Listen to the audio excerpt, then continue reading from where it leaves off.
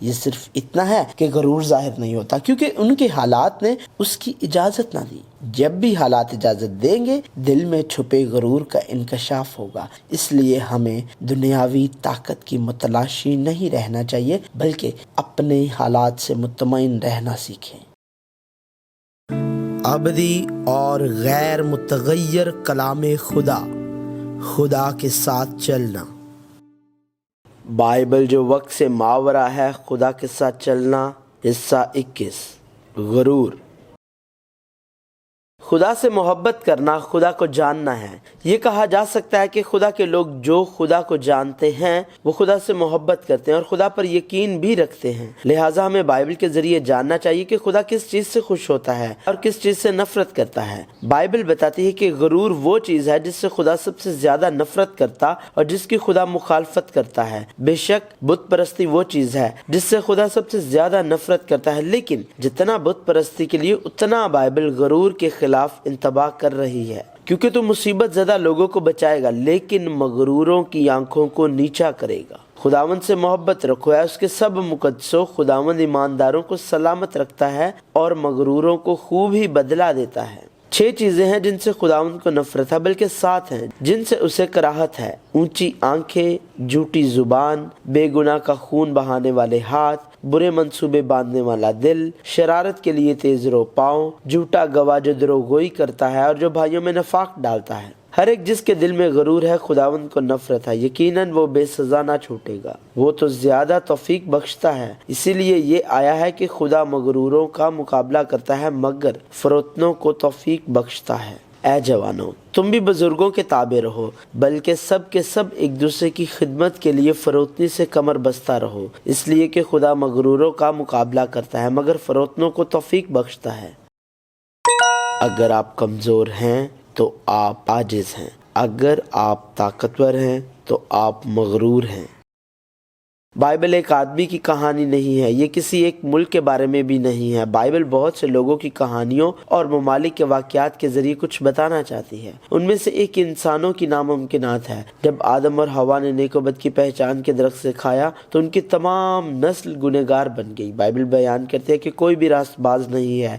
احمق نے اپنے دل میں کہا ہے کوئی خدا نہیں، وہ بگڑ گئے، انہوں نے نفرت انگیز کام کیے ہیں، کوئی نیکوکار نہیں۔ خداوند نے آسمان پر سے بنی آدم پر نگاہ کی تاکہ دیکھے کہ کوئی دانشمند، کوئی خدا کا طالب ہے یا نہیں۔ وہ سب کے سب گمراہ ہو گئے، وہ باہم نجس ہو گئے، کوئی نیکوکار نہیں، ایک بھی نہیں۔ چنانچہ لکھا ہے کہ کوئی راست باز نہیں، ایک بھی نہیں، کوئی سمجھدار نہیں، کوئی خدا کا طالب نہیں، سب گمراہ ہیں، سب کے سب نکمے بن گئے، کوئی بھلائی کرنے والا نہیں، ایک بھی نہیں۔ لہٰذا خدا کے فضل کے بغیر تمام انسان گنہگار بن جائیں گے، اور اگر ہم روح القدس سے معمور نہیں ہیں تو ہم خود کو ان کی زندگیوں کے درمیان میں رکھتے ہوئے اور ایک بادشاہ کی زندگی گزاریں گے۔ کوئی بھی استثناء نہیں ہے، فرق صرف یہ ہے کہ ہم خدا کے فضل میں ہیں یا نہیں، اور ہم روح القدس سے معمور ہیں یا نہیں۔ یہی وجہ ہے کہ ایک گنہگار کے طور پر جب ہم کمزور ہوتے ہیں ہم عاجز نظر آتے ہیں، اور جب ہم زور پاتے ہیں تو ہم مغرور ہو جاتے ہیں۔ کمزور ہونے کا مطلب یہ نہیں ہے کہ وہ اصل میں عاجز ہیں، بلکہ وہ صرف عاجز نظر آتے ہیں، کیونکہ جو لوگ اتنے عاجز نظر آتے ہیں جب ان کے پاس دنیا کی طاقت، عزت اور دولت ہوگی تو وہ بلا شبہ مغرور بن جائیں گے۔ جب سلیمان کا بیٹا رہبام، عزیہ بادشاہ اور حزقیہ بادشاہ سب خدا کی مدد سے کبھی بنے تو غرور جو اب تک نہ دیکھا گیا پھر ظاہر ہوا۔ جب رہبام کی سلطنت مستحکم ہو گئی اور وہ کبھی بن گیا تو اس نے اور اس کے ساتھ سارے اسرائیل نے خداوند کی شریعت کو ترک کیا۔ لیکن جب عزیہ زور آور ہو گیا تو اس کا دل اس قدر پھول گیا کہ وہ خراب ہو گیا اور خداوند اپنے خدا کی نافرمانی کرنے لگا۔ چنانچہ وہ خداوند کی ہیکل میں گیا تاکہ بخور کی قربان گاہ پر بخور جلائے، لیکن حزقیہ نے اس احساس کے لائق جو اس پر کیا گیا عمل نہ کیا، کیونکہ اس کے دل میں گھمنڈ سما گیا، اس لیے اس پر اور یہودا اور یروشلم پر غضب بھڑکا۔ ہمیں یاد رکھنا چاہیے بادشاہ رہبام، عزیہ اور حزقیہ خاص طور پر احمق اور مغرور نہیں تھے، وہ ہماری ہی طرح ہیں، ہمارا ہی ایک پہلو ہیں۔ یہ خدا کے لوگوں کی جنہیں خادم بن کر رہنا چاہیے لیکن بادشاہوں کی طرح رہتے ہیں، حماقت کے پہلو ہیں۔ وہ انسان جو خدا کے فضل کو یاد نہیں کرتے اور مکمل طور پر تسلیم نہیں کرتے کہ خدا ہی خدا ہے، وہ فوراً غرور کی جگہ پر گر جائے گا۔ لیکن یہ جان رکھ کہ اخیر زمانہ میں برے دن آئیں گے، کیونکہ آدمی خود غرض، زردوست، شیخی باز، مغرور، بدگو، ماں باپ کے نافرمان، ناشکر، ناپاک، طبعی محبت سے خالی، سنگ دل، تہمت لگانے والے، بے ضبط، تند مزاج، نیکی کے دشمن، دغاباز، ڈھیٹ، گمنڈ کرنے والے، خدا کی نسبت، عیش و عشرت کو زیادہ دوست رکھنے والے ہوں گے۔ وہ دینداری کی وجہ تو رکھیں گے مگر اس کے اثر کو قبول نہ کریں گے۔ ایسوں سے بھی کنارہ کرنا۔ جنہیں خدا نے بلایا۔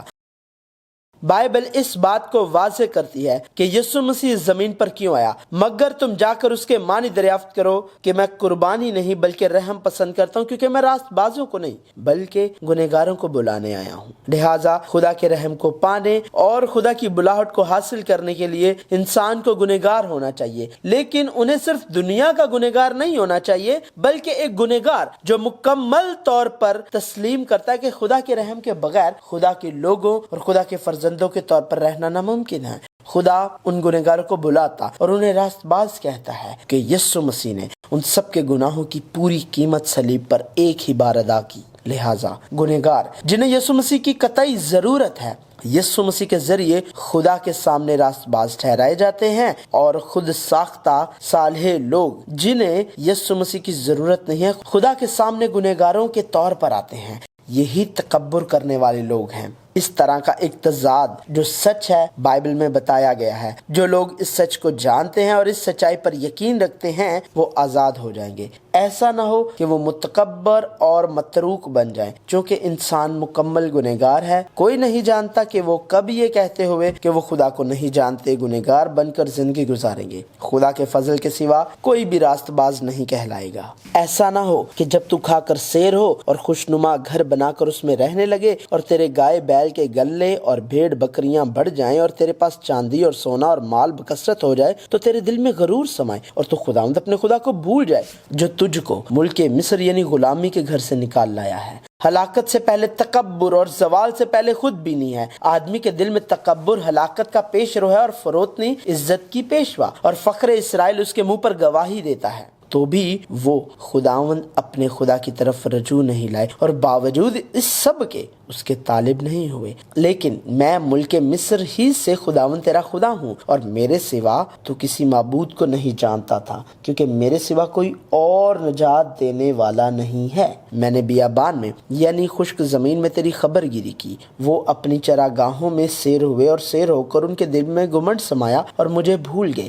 لہٰذا مرد خدا کے فرزند کے طور پر اپنی حیثیت کو مسلسل برقرار رکھنے اور خدا کو راضی کرنے والے لوگوں کی طرح خدا کو خوش کرنے کے لیے ہمیں خدا کے فضل کو پانے کی ضرورت ہے، کیونکہ کوئی گنہگار نہیں ہے جو سوائے خدا کے فضل کے خدا کے سامنے فخر نہیں کرے گا۔ ہمیں فضل کی تلاش کرنی چاہیے، ہمیں عاجزی اختیار کرنی ہے۔ ہمیں ایک لمحے کے لیے بھی نہیں بھولنا چاہیے کہ ہم صرف گنہگار ہیں جن کو فضل ملا ہے اور راست باز کہلاتے ہیں۔ یقیناً وہ ٹھٹھا بازوں پر ٹھٹھے مارتا ہے لیکن فروتنوں پر فضل کرتا ہے۔ اور جو کوئی اپنے آپ کو بڑا بنائے گا وہ چھوٹا کیا جائے گا، اور جو کوئی اپنے آپ کو چھوٹا بنائے گا وہ بڑا کیا جائے گا۔ رحم دل کے ساتھ تو رحیم ہوگا، اور کامل آدمی کے ساتھ کامل، نیکوکار کے ساتھ نیک ہوگا، اور کجروں کے ساتھ ٹیڑھا۔ مصیبت زدہ لوگوں کو تو بچائے گا، پر تیری آنکھیں مغروروں پر لگی ہیں تاکہ تو انہیں نیچا کرے۔ مغرور نہ ہونا ہمارے کمزور حالات کی وجہ سے طاقت کے مالک نہ ہونے کے متعلق نہیں ہے، یا چونکہ ہم کمزور ہیں اس لیے فخر کرنے کے لیے کچھ نہیں ہے، یہ عاجزی نہیں ہے۔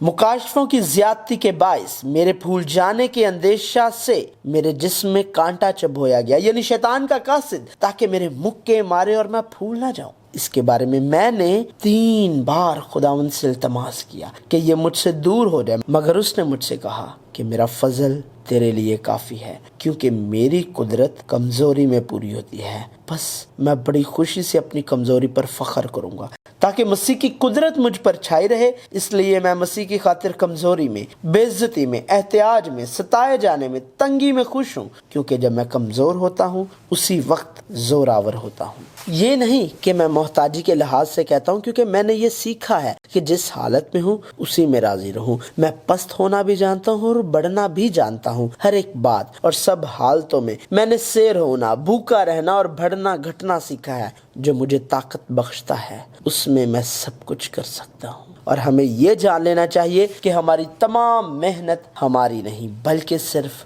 खुदा का फजल है। क्योंकि मैं रसूलों में सबसे छोटा हूँ, बल्कि रसूल कहलाने के लायक नहीं, इसलिए कि मैंने खुदा की कलीसिया को सताया था। लेकिन जो कुछ हूँ खुदा के फजल से हूँ, और उसका फजल जो मुझ पर हुआ वो बेफायदा नहीं हुआ, बल्कि मैंने उन सबसे ज्यादा मेहनत की, और ये मेरी तरफ से नहीं हुई बल्कि खुदा के फजल से जो मुझ पर था।